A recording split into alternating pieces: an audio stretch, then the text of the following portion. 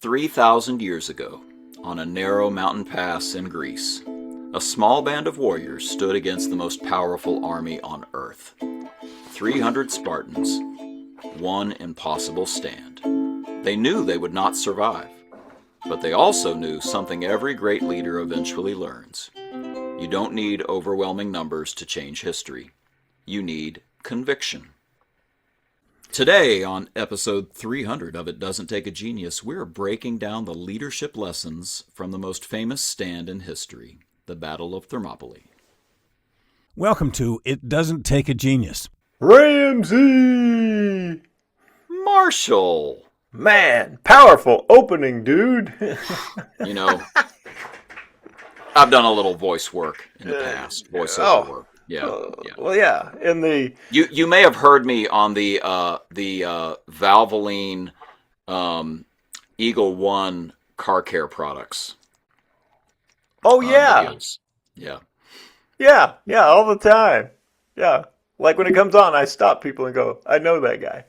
I mean, I'm guessing they don't still use them, but that was how they trained people at one point. I do remember that. So that was my biggest job.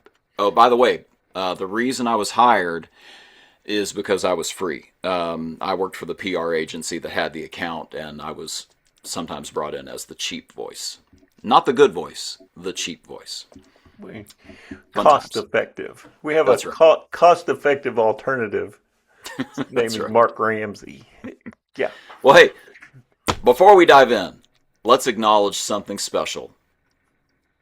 Mike, it's episode 300 of It Doesn't Take a Genius. Congratulations. 300 right. conversations about leadership, starting in the midst of the pandemic, which we just celebrated last week. Happy 6th anniversary of the pandemic. Yeah, that's so crazy. Yeah, 6 years ago, we shut the world down. Mark and I had no work. So what do you do when you have no work? You start a podcast. That's exactly right. That's what the normal reaction everybody has. And you and I are different enough that this has been, really fun. 300, we've got in our notes, 300 attempts to make leadership practical instead of theoretical. And often figuring out how to make theoretical part of the practical. I think that's a cool thing that we do. Is kind of a tension between, your approach and my approach that has really made this a lot of fun. A lot of leadership books out there. In fact, we've written some leadership books. Ooh, very Hold nice. one up for the viewers at home, the inquiring leaders. Shameless plug. Shameless plug. But real leadership, happens on Monday morning, right? When you get punched in the face by real life and real teams, real pressure, real problems. So that's what we've hoped to try to accomplish through all these episodes. And so thanks to our listeners, both of you. Oh yeah. Well, there's a meme out there or a theory that the average podcasts last 10 or fewer episodes. Right. Yeah, people make single digit number and then they give up. Yep. No matter how bad it is. So we may not have quality going for us. Right. But by golly, we do not give up. That's exactly right. Yeah. That is exactly persistence. right. Persistence is the key here. Yep. All right, so for 300, you can tell how limited our creativity is. So for our 300th episode, we're like, well, let's do something on 300. And so for those of you not familiar with the story, the idea, the true story, in 480 BC, a small Greek force led by King Leonidas faced the massive Persian army led by Xerxes. And the battle took place in Thermopylae, and it was a very narrow mountain pass. Yeah. And it was thought, right, they really don't even know the exact number. They thought the Persian army may have had up to 100,000 soldiers. Yeah. Leonidas showed up with a few thousand Greeks, including 300 Spartan warriors. Yeah. So, these guys, they knew the odds, they knew the risk, they knew what they were facing, and they fought anyway.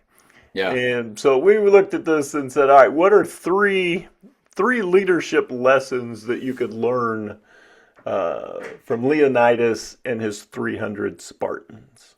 Yeah, and in case anybody's missing the connection here, there is that 300 movie, which is based on the 300, the comic book by Frank Miller. I don't actually own the 300, but I do own The Dark Knight Returns. Sort of he's not the first guy to come up with the term The Dark Knight, but Frank Miller is a comic book genius who basically invented Dark Batman, if you could call it that, like the adult-oriented Dark Batman.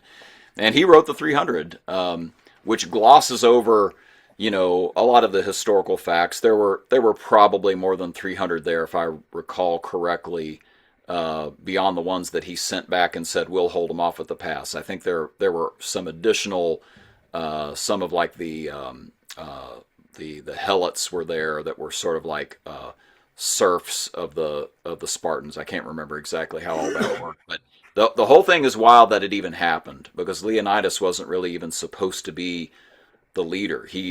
Spartan, the city had two kings at all times from two different dynasties, and Leonidas was the younger brother. He wasn't really supposed to be the one who ended up on the throne, but through a series of circumstances, he did.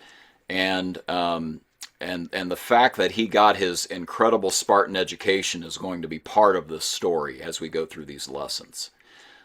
So, with that being said, let's talk about leadership lesson number 1. Great leaders choose the battlefield. Ooh. So deciding where you're going to fight. So the Persian army, you got 100,000 guys. Yep. And I got, 300 Spartans. If this battle takes place in an open plain, well, you don't have a movie. You've got a small blip. It would be like a semi-truck hitting a moth. Right, just a little splat, and they just keep going. Right, no discernible opposition was found. So Leonidas said, "All right, I can't fight him out in the open." And so where the Persians had landed, they were making their way inland.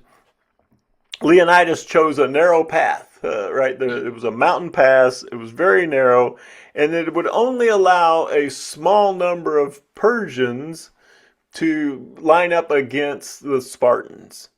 And so now he's taken their massive numbers, and because they're all behind this small group, they're largely ineffective. Right. You can't. The Persians couldn't surround them. They couldn't bring all their forces to bear, and so the Spartans, the 300, just had to be tougher than the small group of Persians that were in front of them. And so when you think about, choose your battlefield, Right. Winners decide which environments to play in. And that reminded me of what Warren Buffett calls the moat. Mm-hmm. And so Warren Buffett, when you ask what companies do you invest in, he'll talk about a few different things, but at some point he talks about the moat. Yeah. And he only invests in companies that have a wide and long moat that will protect them from competitors. Right. So I'm going to invest in a company that has something proprietary or is doing something so different that it's very hard to copy. That provides them a moat, a strategic battlefield obstacle that keeps that company from being overrun by competitors. Yeah. Another way that could be done is, your team can't fight all the battles, right? They can't focus on everything at once. And so for you to narrow that down, and we've talked a lot on the podcast about gamification, things you do to turn the behaviors you want to see into a game. Part of that is just narrowing down, what you're wanting them to do to the one or two most effective things that they could be doing, and saying that's the battle. for now, that's the battle. That's where we're focusing our efforts and turning the attention to those one or two things that allow you to choose the battlefield. Oh, yeah. Well, how many times are we talking to a manager and they'll tell us they have three number one priorities? Right. Huh? Right. You got three number Priority. one? Yeah. Yeah. I got The word three literally number. means first, by the way. So we have three firsts. Yeah. And so yeah, we're gonna go at it this way, this way, and this way. We're gonna focus on our internal business, our retail business, and our wholesale business. Yeah, you just go right away. Yeah, this we're all gonna get killed on the open plain That's right. That's of this exactly right. battlefield. And by the way, with Leonidas, I think it was in the first wave of Persian attack. Not only did he choose the battlefield, but it was so effective that Xerxes' son, one of his sons, was taken out almost immediately. So I mean, it was demoralizing even to the other side, the very fact that they decided to focus on this area where, Spartans raised to be soldiers. That's literally part of the culture. Which brings us to leadership lesson 2. Culture beats numbers. Ooh, so culture beats numbers. All right, so the Persians had more soldiers, but the Spartans had something more powerful, Yep. their culture. And like you said, Spartan boys began, training for teamwork, discipline, endurance, fighting their whole lives. The whole society was organized around preparation for battle. Yep. And so there's a wonderful scene in the movie where Leonidas and his men are marching towards Thermopylae, and another group of soldiers from another clan they meet up, and the other group of soldiers they're disappointed because Leonidas brought so few soldiers. Mm-hmm. And so this guy's questioning, Sparta's commitment to the fight because you only brought 300, warriors. And Leonidas looks at the opposing, the other group of soldiers, and he starts asking them, individuals within the ranks, and his line is, "What is your profession?" So he points at the guy and says, "What is your profession?" He says, "I'm a potter." He looks at another guy, "What is your profession?" "I'm a sculptor." Yep. All right, looks at another guy, "What's your profession?" "Oh, I'm a blacksmith." Right. It's like, well, it's better than sculptor or potter maybe when it comes to fighting, but. And then Leonidas looks at his team and he says, "Spartans, what is your profession?" I'm like, "Rah!" Yeah. And then Leonidas lets the guy know, "You may have brought more people, but we brought more warriors." Right. Right. And so the idea that, these people are highly trained, highly focused. This is what they do, and they'll do it better than anybody else that's doing it part-time or as a hobby or because they were conscripted or forced to do it. Yeah, 100%. And this is a very Greek thing. You've got to think in terms of city states, right? We live in nation states today. France, the French people live in France, but the Greek people live in Greece, and the capital is Athens. Well, in ancient times, it wasn't an empire. They were city states. Sparta was independent from Athens, was independent from Syracuse, etc. And so what you're looking at there is that each city state had a way of educating their people. And in fact, I've got another. You ready for this? As the camera tries to follow me, I've been reading Paideia by Werner Jaeger. The subtitle is "The Ideals of Greek Culture," and the idea is that Paideia is the word, and we've talked about this before. It's the word for education, upbringing. It's also the word for culture. It's basically one and the same. The Greeks would not have been able to separate the two. And Sparta, by the way, had their own form of this that was called the agoge, which meant the upbringing. And like you said, it started at age 7. It emphasized, courage, character, community, military community over knowledge, over expression. Like to be part of the military unit was the thing. In fact, I believe they were the only ones who could vote. Kind of like in Starship Troopers, if you're familiar with that book. Only if you serve in the military do you get to vote in our country. So this idea that that's the Spartan version of it, which was pretty hardcore about military. But all the different city-states had this idea that we've got to make citizens. We've got to turn out people that get our ideals and are willing to fight for our ideals. There's a place where Xerxes, presents surrender terms, and the Athenians. It's not the Spartans, but the Athenians have somebody that says, go and tell them that the Athenians say, so long as the sun shall continue in the same course as now, we will never make terms with Xerxes, but we will go out to oppose him, trusting in the gods who fight for us and in the heroes whose temples and image he, holding them in no reverence, has burned. This idea that your empire doesn't even get the thing that makes us strong. The thing that makes us strong is, we have heroic leadership. We have these gods who have these ideals that we stand behind, and we'll fight for that over whatever your force of empire is threatening us with. Now that's a strong culture, right? We've talked about culture beats strategy. Culture eats strategy for breakfast. That's you could make an argument that we still live in Greek culture, right? We're still in Western civilization. It's so strong that it outlasted all of those empires that have crumbled to dust. In fact, things kind of go poorly for Athens when they sort of start up an empire, and things come off the rails for Athenian culture because of them trying to be an empire instead of trying to be about the cultural ideal.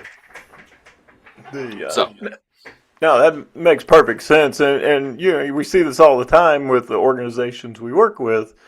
They've got a strong culture and they're focused, and then the difference between commitment and compliance. Mm-hmm. Right? Do I have people who are committed to the cause, committed to the purpose, the goals, or do I have people just collecting a check, as some of our guys say?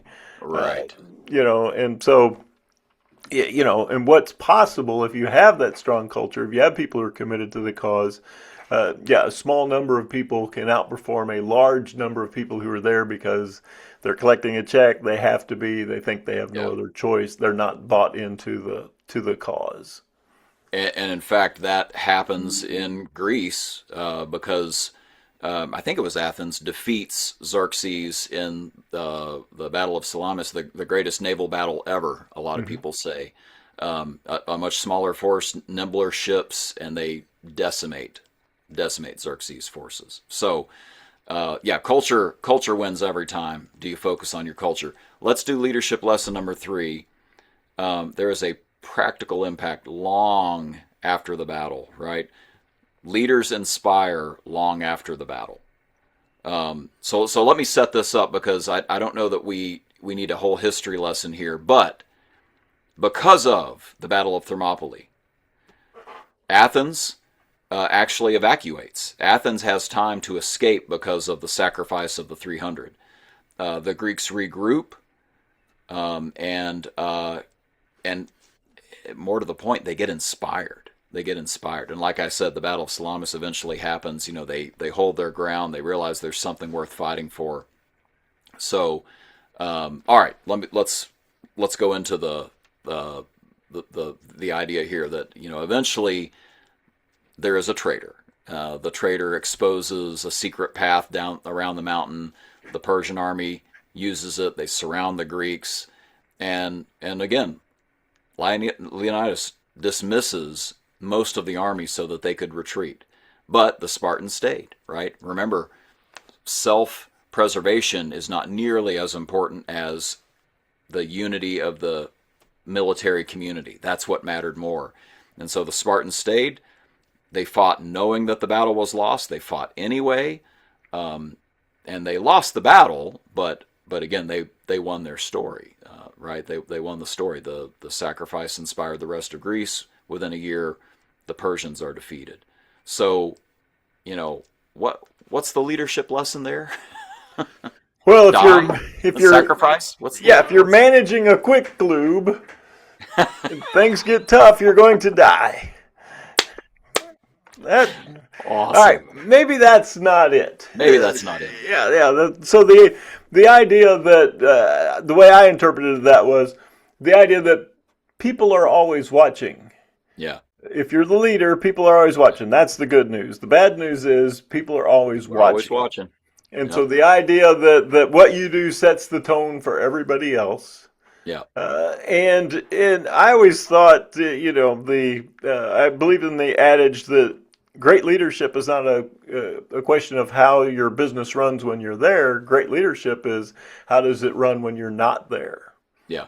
And so do your values, do your standards, your expectations, do they live on despite the fact that you're on vacation for a week and or you move on to something else. Right. And so Right. I always took it as the highest compliment. If I was leading a team, and when I handed that leadership over to somebody else, the team did even better. Yeah. You're like, Yeah. okay, we built something here that was lasting and could continue to grow and improve itself. Yeah. And so, yeah, what's your leadership legacy? Yeah. Are you doing things that are creating the next generation of leaders who will take it into the future? Yeah. And are you thinking long term in your leadership versus short term?